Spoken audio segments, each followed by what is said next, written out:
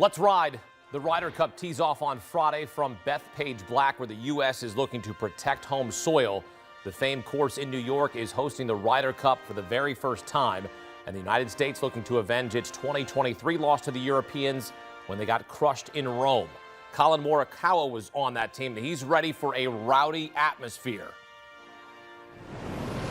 I hope Friday is just absolute chaos. I'm all for it.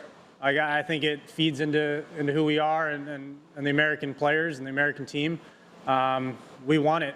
We want to use that to our advantage. I think every sport uses their home crowd to their advantage.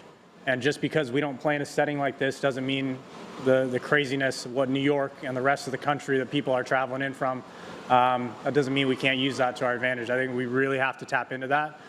So I hope they come strong. I mean, watching all these little kids, I know they want autographs, but come Friday, I hope they go crazy. All right, let's get rowdy. Welcome to CBS Sports HQ golf analysts Rick Gehman and Jason Sobel, who are covering the Ryder Cup for us. They are there. You both know the sign at Bethpage Black, which reads, "Warning, the black course is an extremely difficult course, which we recommend only for highly skilled golfers."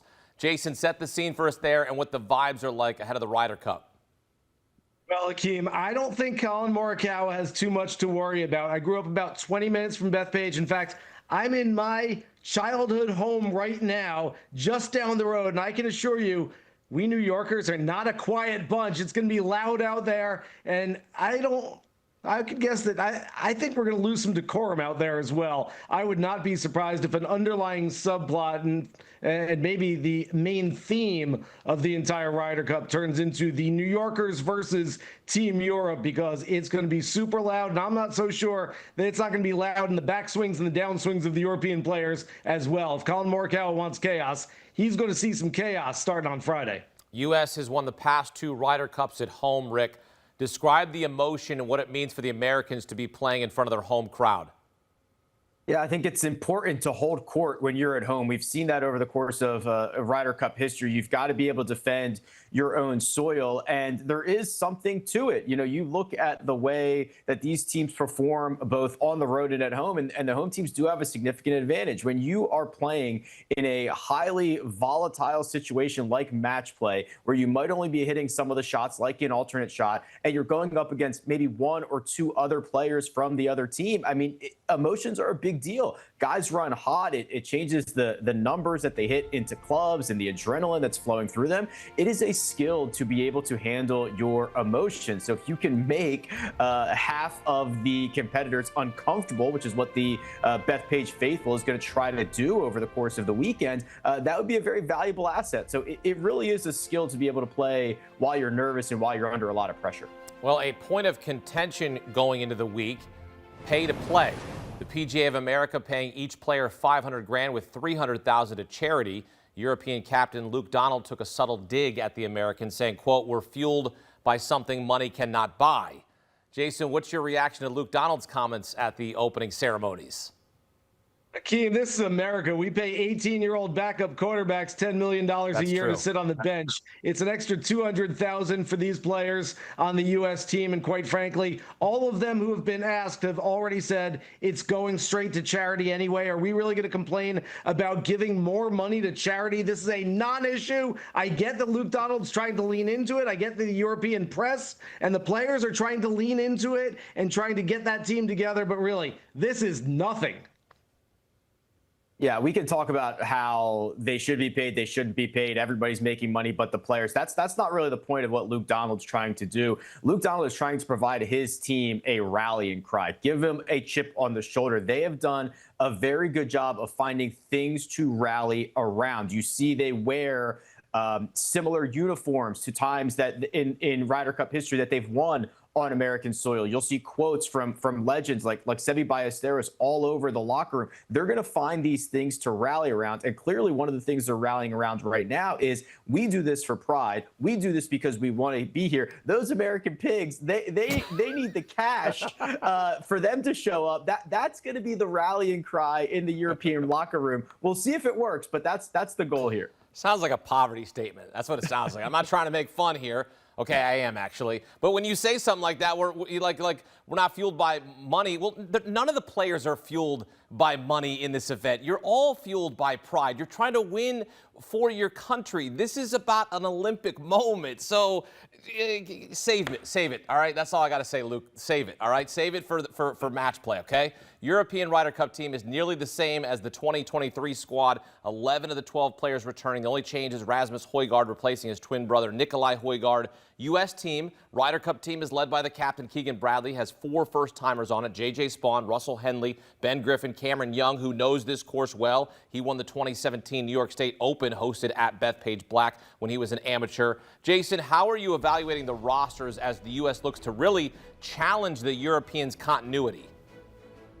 Look, Akeem, on paper, experience means a whole lot for the European team. Like you said, 11 of the 12 returning from 2 years ago. The other one has the same DNA as a player that was on there 2 years ago. That said, we've all played the best golf of our life one day where you shoot, doesn't matter, 66, 74, 89, whatever the best is for you. And you go out the next time you play and you go, man, I've got it. I'm going to play well again. I know what I'm doing. And you try to chase it and it doesn't work out the same way. And it's just hard to chase. And that's exactly what Team Europe is trying to do this time around. It's the same look, it's the same feel. Granted, they're playing on a different continent and a totally different golf course, but they're trying to essentially put the same roster together and go out there and win in the same way. I love the fact that Team USA has some rookies on there. As you mentioned, Cameron Young has experience on this golf course. Ben Griffin has played like one of the best players on the PGA Tour throughout the entire year. And J.J. Spaun, no doubt about it, has been one of the best. In fact, if the names J.J. Spaun and Ben Griffin weren't attached to those records, if that was Justin Thomas and Collin Morikawa and we did the blind resume, you'd look at that and say, man, these are 2 of the best players in the world. So I am not worried about Team USA having some rookies on this roster. In fact, it might be a good thing considering the history.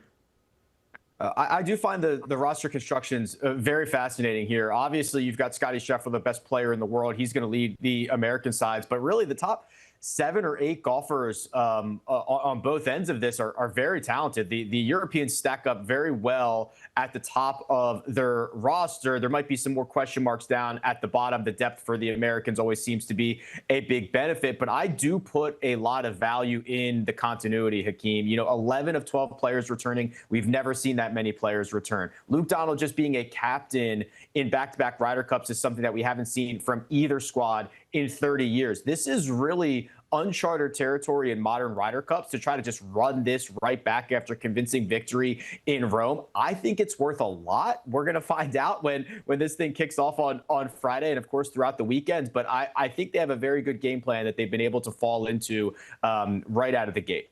Last time a team won away from home, the Europeans at Medina in 2012. All right, let's get some picks. Jason, start with you. What's the prop that you're targeting at the Ryder Cup? Well, I don't like going chalk, so I'm going way off the board. I'm going to go with top point scorer for the U.S., some guy named Scottie Scheffler, who's trading earlier this week at plus 300. That number might be getting a little shorter. That said, just 2 weeks ago, Scottie Scheffler was plus 225 to win the Procore Championship out in Napa against 143 other players. All he has to do is go out and play better than, or at least have a better record than, 11 other players on his team. I also look at Scottie and say, he's the only guy on the team that's guaranteed to play 5 matches unless something goes horribly wrong and Scottie doesn't play the first 4 sessions. I don't know if Bryson DeChambeau does it. I don't know if Xander Schauffele and Patrick Cantlay do it. Maybe Russell Henley does it alongside Scottie. But I think that Scottie goes, plays 5 sessions, plays like Scottie Scheffler, and potentially gets 5 points, goes 5-0. And if he does, it's 16-1. I don't mind that play either.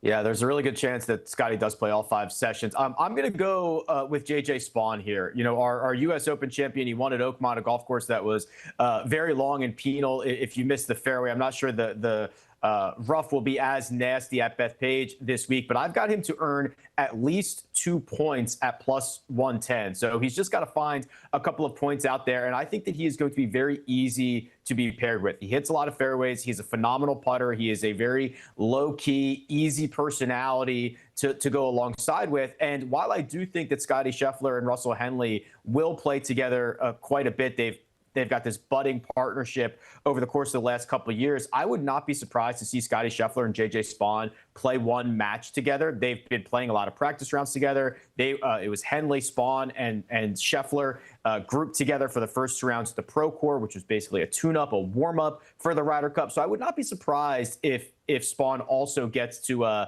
ride Superman's cape for one of these matches as well. U.S. Ryder Cup team is a minus 145 home favorite, as they should be. Jason, what's the path to victory for the Americans?